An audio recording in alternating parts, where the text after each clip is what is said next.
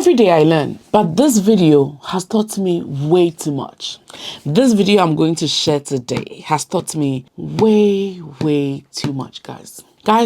There was a time, sometime around 2021, I was pregnant with my son, RJ. I went to work one day, right? It was a day shift. And suddenly I felt some strong pain. I think around my right side, if I could remember. I had to go to the hospital. In fact, I was hospitalized for a period. During that time, when I'm on the WC, I can't even get up. Like my husband has to lift me up from the toilet. That's how bad it was. I was pregnant with my very first child. I don't have any help in the UK aside my husband. And I was hospitalized during my pregnancy. And you know how they say that it's just the first trimester where you vomit and all of that. Mine exceeded even into the third trimester. Guys, I was just going through it. When I went to the hospital, fast forward, they found what was the problem. I don't want to share too much today, but there was something wrong. Okay, and my inflammatory markers were high, blah blah blah. Because I was pregnant, they did not want to operate on me or anything. They said, let's just finish the pregnancy and see what happens after the pregnancy. Why am I saying all this? I was not in my best self during that time. And at that time, the place where I was working at,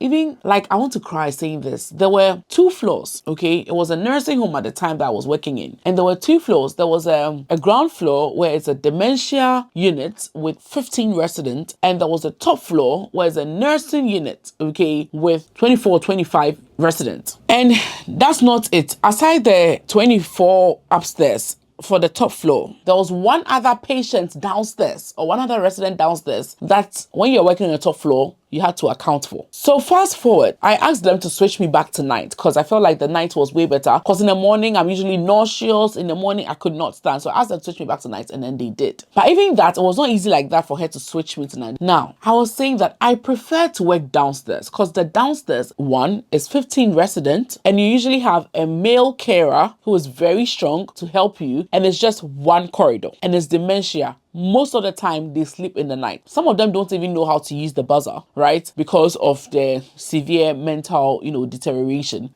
They usually sleep at night. So when I'm done with my medications in the night, I do my paperwork. I assist the other guy in terms of personal care and all of that. To me, it's easier. You're only responsible for 15 people. It's just one corridor. Some of the rooms are here. Some of the other rooms are here. And even from the nurse's office, I can just see straight ahead everybody. So I see that, patient A is out of the room around 2 a.m. I can just see straight ahead. On the other hand, if you're working on the top floor, which is the nursing, remember these people, some of them they actually have like nursing or medical situations like chronic illnesses. For downstairs, some of them might not even have medical conditions or chronic illness, except the fact that they are pleasantly confused or they have dementia or whatever, right? The top floor, aside caring for the 24 upstairs, you have to also come and check up on the one patient downstairs. It's a staircase that you have to use. And the corridor on the top floor is not straight. It's actually, let me say, 3 corridors. It's 1 straight corridor and 2 other corridors. And where the nurses station is, you don't have any of the residents' rooms in view, unlike the downstairs where you just walk 1 straight line and then you can check this room. If the person is breathing, check this room. But upstairs, you have to go through that corridor, and you're giving medication to 25 chronically ill residents, and you have to check on all 25 of them. And you have to assist the carers with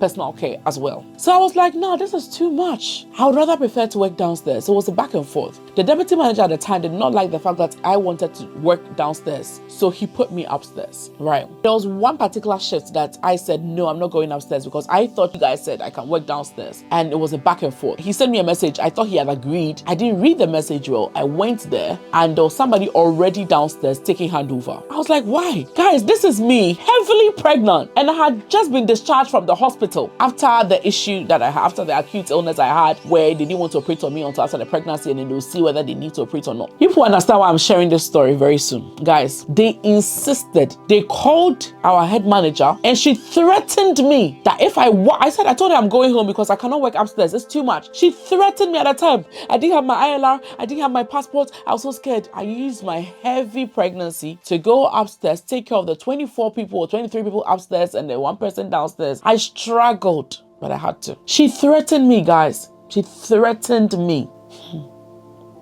Okay. In the same company, prior to my pregnancy, there was a lady there who, after work one day, she was descending the stairs and then she fell and then she flipped and then she had a fracture actually on her arm. The company did not support her as much. So she ended up leaving our nursing home to a different company in England. So she left Northern Ireland altogether and then she went to a different company in England where they supported her. For the first few months of her employment, they only made her do paperwork because she could not do anything else. She was like that. She could not do anything else. And I was like, wow, there's actually a company that cares. And the thing is, she was not even working for them when she had the issue. It was our company that she was working for. I mean, the care home that I was working, that's where she was working. They didn't support her. She had to leave. Guys, why am I saying this? You understand because of this story that has happened. So an employment tribunal has asked an NHS trust to pay a nurse £200,000 because of something that you guys will be shocked about. Stay tuned.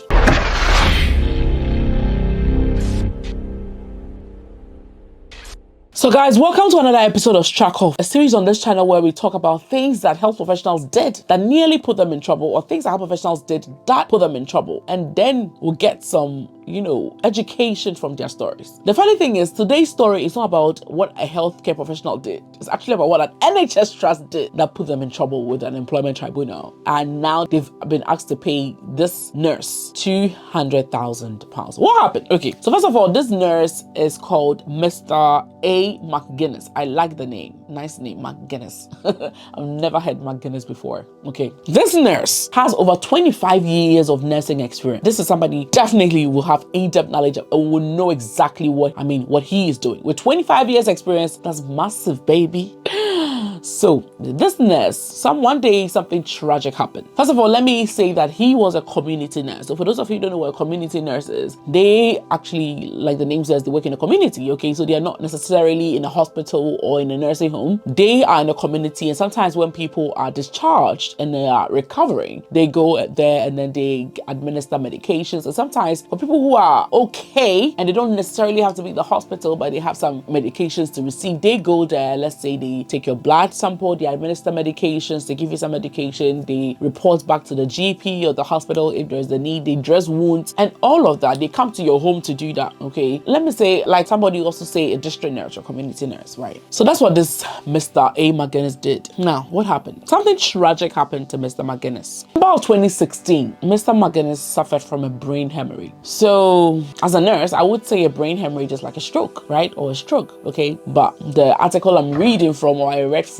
was specific saying brain hemorrhage. So let's say stroke or brain hemorrhage, right? This brain hemorrhage left him disabled. So he had to take 17 months off work. That's tough. 17 months of work, guys. And I'm just wondering if at that time, let's say Mr. McGuinness was an immigrant, okay, and at that time he doesn't have his ILI, doesn't have all of these, how will he get money how will he be able to apply for credits and benefits to help his family? How? So I'm going to leave the details of another nurse, okay, who had cancer as a nurse in the US, okay, and she had to be home for so many months, okay. During that time, life was tough, but she discovered this online business that helped her and made her so much money, and she didn't necessarily have to go to work because she was making money from this online business. I'll leave her details on the screen so that you can actually call her for assistance or for help, for her to introduce you to this online business if you're interested. So now back to Mr. McGuinness. So he took 17 months of work, okay, to recover, to heal, and he returned May of 2018 to work again. And this is what I like about Mr. McGuinness. This shows that this person actually loves his work and wants to come back, because some people will take forever, or they will not even come back at all. They'll stay home and apply for disability and take money from the government and all of that. But this was not a lazy man. This was not somebody, he wanted to come to work, and I think he deserves a clap for that, right? So he returned back to work May of 2018, but in October of 2019 he had to go back because things were hard. He was having difficulties with memory loss. Remember, it was his brain that was affected. He was really struggling with memory loss, so that was not really healthy, right? And was unsafe and dangerous, in fact, to the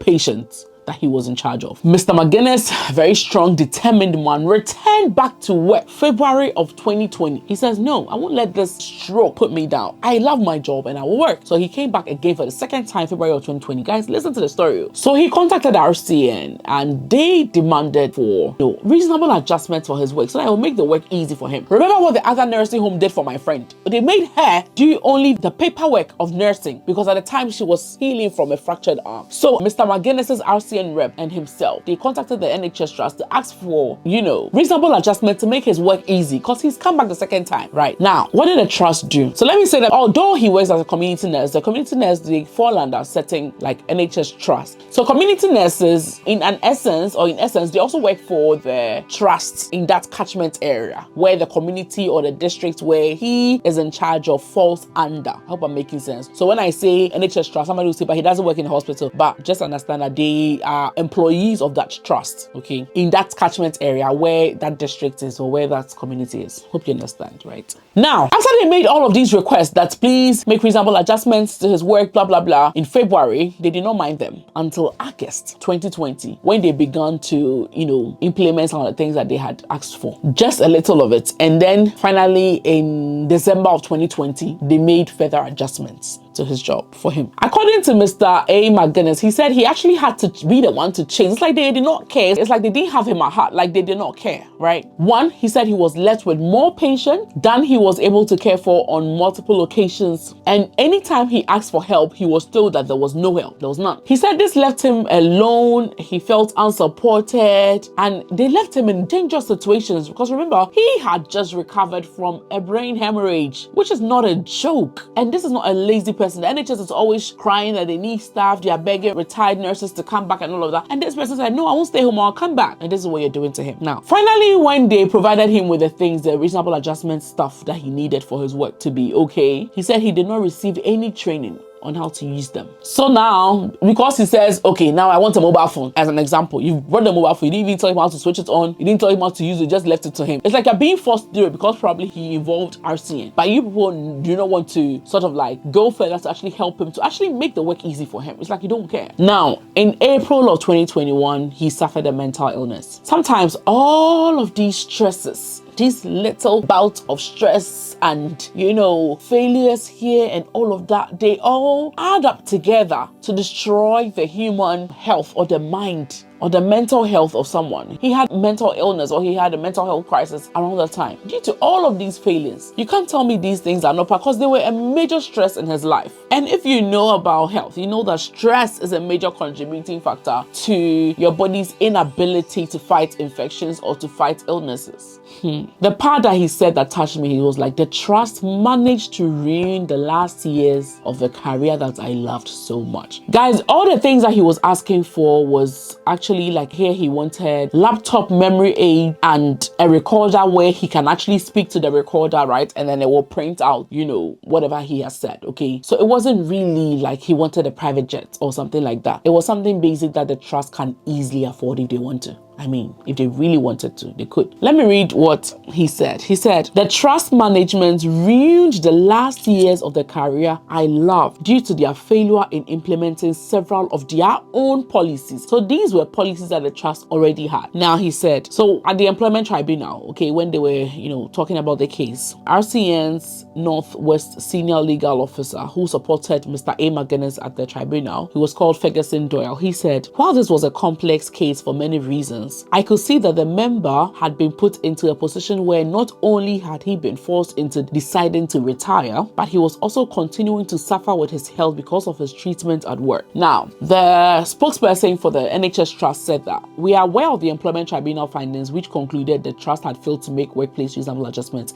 and would like to offer Mr. McGuinness a further apology. This could have been easily avoided. This could have been easily avoided. First of all, if you are like me and you didn't even know that when you fall ill, it is the company's responsibility to make reasonable adjustments for you, or if you are in any health situation, it's the company's responsibility to make reasonable adjustment for you to be okay at work. If you're like me, I didn't even know that they had to type in the comment section, I didn't know too. Let's see how many people actually did not know. And I'm part of them. I didn't know that they really had to do that. I didn't know that if you suffered, let's say, a stroke and you insisted on coming back to work, they had to provide memory aids, laptop and stuff for you to make your life easy. There was a pregnant lady I worked with in the ED last week. She was standing the whole shift. And when I remember how I was very weak in my first pregnancy, I told her, I gave her a seat. I pushed a chair to her that she should sit down.